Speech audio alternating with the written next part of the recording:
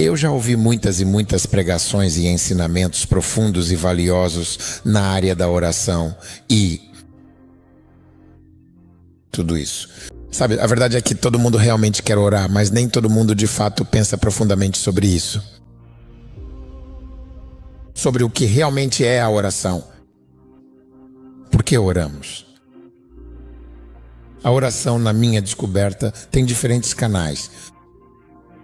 Nós oramos de maneiras diferentes. Oramos diferentes tipos de oração. E na minha grande descoberta, igualmente compreendi que, de fato, às vezes, o tipo de oração em que focamos costuma ser muito voltado para o eu. Geralmente é para o autodesenvolvimento, autoempoderamento e autoativação. Não necessariamente uma vertente da oração. Veja bem, porque a oração tem muito a ver com a capacidade de causar um impacto significativo, de influenciar profundamente e de programar o futuro, e também de guerrear eficazmente contra forças espirituais que estão muito além dos reinos visíveis e da nossa compreensão imediata. Ouça, uma pessoa eficaz na oração é um vigia eficaz sobre os reinos e sobre as pessoas, sobre comunidades e sobre famílias. A oração é mais ou menos como criar uma atmosfera para que a bondade de Deus prospere. É preciso a batalha da oração para estabelecer a vontade de Deus em qualquer empreendimento. É preciso oração. A oração vai determinar em grande parte o favor de Deus, a ativação do favor de Deus na vida de qualquer pessoa. Mas aqui está um problema que nós temos. E eu quero te contar sobre esse problema. E esse problema é chamado de uma enfermidade.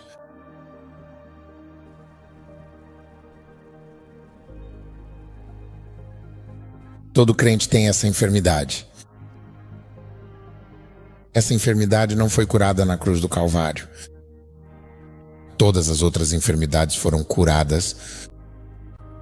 Da mesma forma, o Espírito Santo também nos ajuda em nossas grandes fraquezas e limitações, pois, de fato, não sabemos o que devemos orar de maneira adequada. Nós realmente não sabemos o que pedir. Então, isso é uma fraqueza. Ok, e quanto a esta questão, eu realmente pensei que você soubesse orar em línguas? Eu verdadeiramente pensei que orar em línguas fosse a forma mais poderosa e eficaz de oração. De repente, depois de ter orado intensamente em línguas, você ainda não sabe pelo que orar especificamente. Depois de confessar as verdades contidas nas Escrituras Sagradas, você ainda se encontra em um dilema, sem saber exatamente pelo que orar de forma eficaz e direcionada. Diante dessa realidade, portanto, aquele que fala em língua desconhecida, guiado pelo Espírito Santo, ore com fervor e entendimento. Então, por que, ao falar em língua desconhecida, você também é orientado a orar? Portanto, oramos em oração. Assim, ao falar em uma língua desconhecida, você também ora para que possa interpretar e compreender plenamente o significado de suas próprias palavras. Isso significa que existem diferentes tipos de oração. Existem diferentes canais de oração. Então, compreender os diferentes canais de oração iria ampliar nossa influência e autoridade na oração. Se eu oro em uma língua desconhecida, meu espírito ora de forma profunda e sincera, mas meu entendimento permanece completamente infrutífero e sem qualquer proveito. O que significa isso, então? Eu orarei com o espírito e também orarei com o entendimento. Eu cantarei com o meu espírito, com toda a minha alma e essência, e também cantarei com o meu entendimento, de forma clara e consciente. Eu utilizo e exploro múltiplos e diversos canais para orar, buscando uma conexão mais profunda e abrangente. Eu oro em língua desconhecida. Eu oro pela interpretação da língua e pela sua compreensão. Eu oro com o espírito. Eu oro com total entendimento. Agora vamos ver o que realmente acontece quando um homem ora com o Espírito, quando um homem ora verdadeiramente com o seu Espírito, com toda a sua alma e coração. Aquele que fala em língua desconhecida edifica a si mesmo.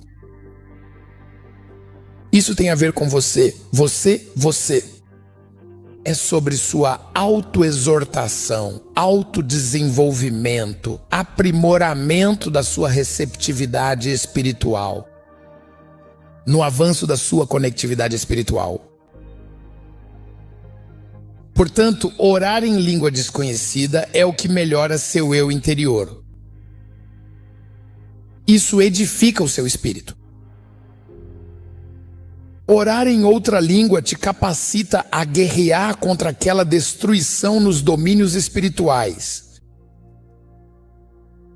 Isso aumenta a sua letalidade espiritual. Por exemplo, alguém pode malhar muito intensamente e ainda assim não lutar ou utilizar os músculos que desenvolveu para conquistar vitórias. Então você pode se desenvolver a ponto de estar espiritualmente forte, mas não saber como guerrear no espírito. O fato de você ter orado em línguas e desenvolvido seus músculos espirituais não garante a vitória. O fato de você ter orado em línguas, mas não ter domínio de como se engajar de forma eficaz na guerra espiritual. É como alguém que tem todas as armas, mas não sabe como usá-las. Então, quando você ora em línguas, você fortaleceu seu espírito, edificou seu espírito, melhorou seus músculos interiores para combater todo o ataque do diabo, para guerrear contra qualquer forma de atividade demoníaca. O livro de Judas é muito significativo. Ele diz: edificando a vossa fé santíssima, orando no Espírito Santo. A mesma coisa Judas escreveu. O que é a mesma coisa que Paulo escreveu? Ele disse: quando você ora em línguas desconhecidas, você edifica a si mesmo. Ou seja, você se fortalece. Então, parte do seu treinamento espiritual, uma parte essencial do seu desenvolvimento espiritual, que verdadeiramente te capacita a esperar com paciência pela estação das provações e desafios. Por exemplo, a Bíblia diz: revistam-se de toda a armadura de Deus para que possam resistir no dia mau. Existem coisas sobre as quais você não tem controle que serão lançadas contra você. Isso é chamado de dia mau. Então é nesse momento que todas as orações de agradecimento que você fez, todo o desenvolvimento espiritual, sim, é aí que tudo isso entra em ação.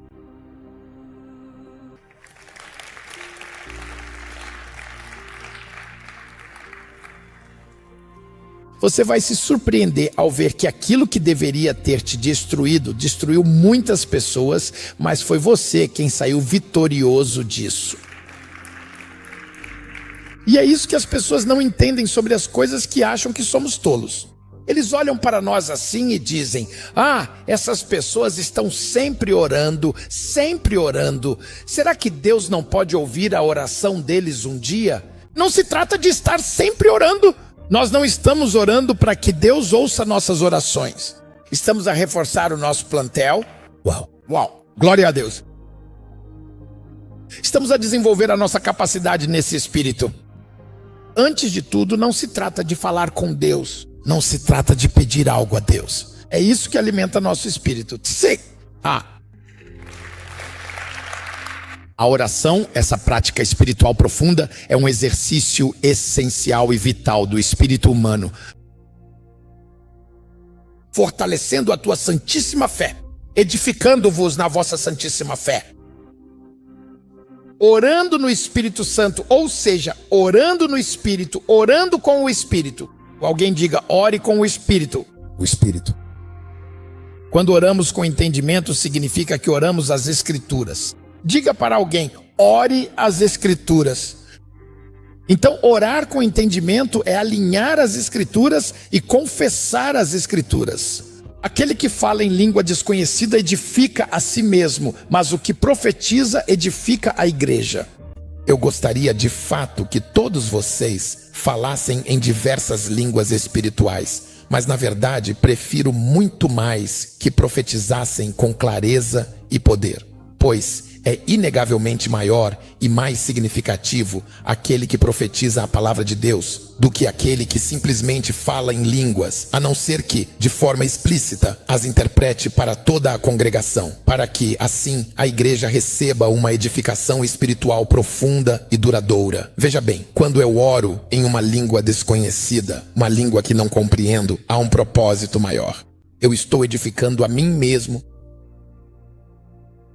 Mas se eu venho à igreja, a uma reunião como esta, e o pregador começa a orar em línguas, do início ao fim desse culto, você não fez nada de significativo para as pessoas. Nada, porque você está orando em línguas, e nessa língua que está orando, você está edificando a si mesmo de forma egoísta. Então, se você estivesse sozinho em casa e orasse assim, isso seria fantástico. Mas porque já não se trata mais só de você quando se está em uma reunião. A reunião é sobre a edificação do corpo.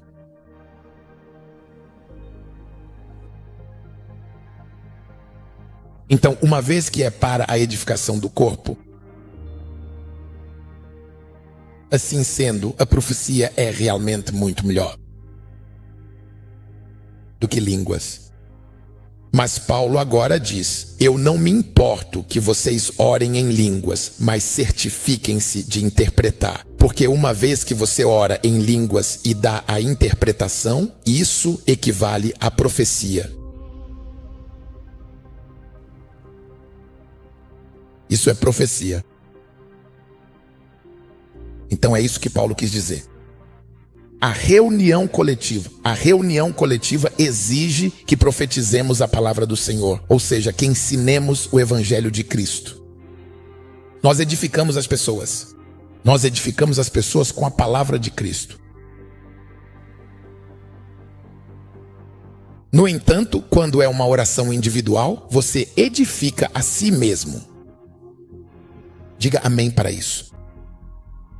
Então, quando oramos em línguas, nós nos edificamos, nos desenvolvemos, nos aprimoramos, nos exercitamos espiritualmente, melhorados, fortalecidos e capacitados para representar a glória de Jesus.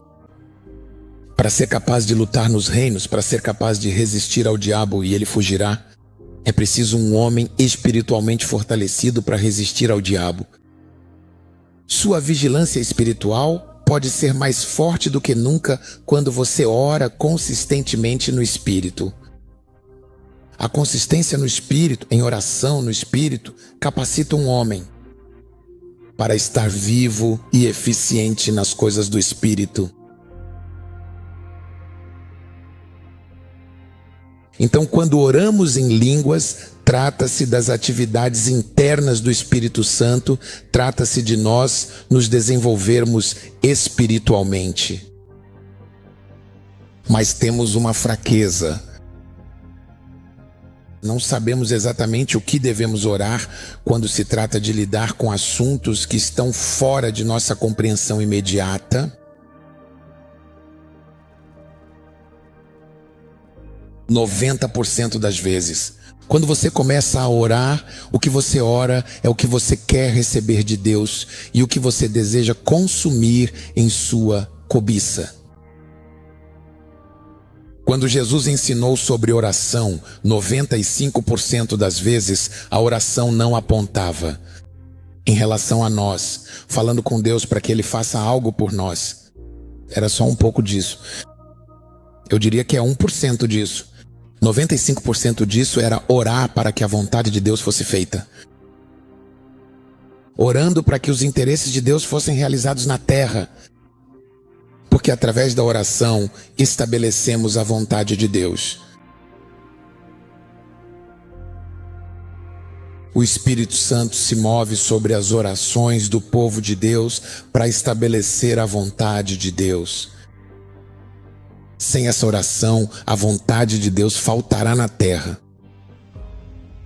Sem essa oração, o reino de Deus será deficiente na terra. Sem essa oração, Deus não poderá realizar sua vontade na terra.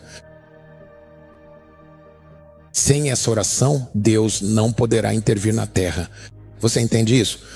Portanto, a oração deve se concentrar no que Deus quer fazer na terra, no que Deus quer fazer na sua família, na salvação da sua família, na salvação dos seus filhos, na salvação daqueles que estão conectados a você, na salvação da sua comunidade, na salvação do seu governo, na salvação, é claro, do seu país e além. Veja, é dominar, captar a vontade de Deus nos âmbitos espirituais e então promovê-la na oração, facilitando a oração.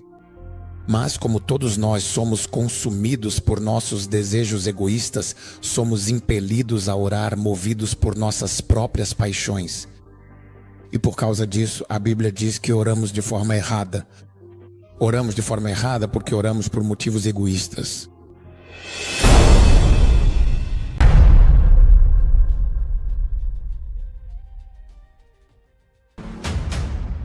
Próximos eventos com a conferência Bond Servant of Christ John the Holy Fire em Ennis, Texas e UA, de 26 a 29 de março de 2026, no The Realms Training Center, das 15 horas às 18 horas diariamente. Lions Roar for Poland.